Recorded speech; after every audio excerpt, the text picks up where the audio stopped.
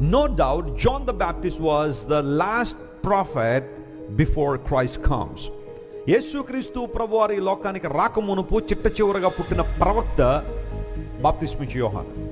బాప్తిస్మిచ్చు యోహానుకి విలక్షణమైన జీవితం ఏంటి అంటే, అంతకుముందు ఉన్న ప్రవక్తలందరూ కూడా మెస్సయ్య వస్తారు, యేసుప్రభు వస్తారు, క్రీస్తు వస్తాడు అని ప్రకటించారు. బాప్తిస్మిచ్చు యోహానుకి ఇవ్వబడిన ఆధిక్యత ఏంటో తెలుసా?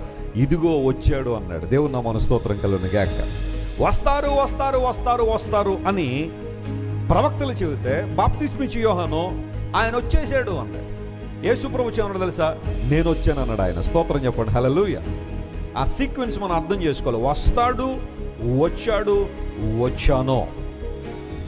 నశించిన దాన్ని వెదకి రక్షించడానికి మనుష్య కుమారుడు వచ్చెను. ఆ మాట ఇంకా అందులో తిరగలేదు. ఐ హావ్ కమ్ అని యేసుప్రభు మాట్లాడు. He comes. ప్రవక్తలు చెప్పిన మాట, హీ కేమ్.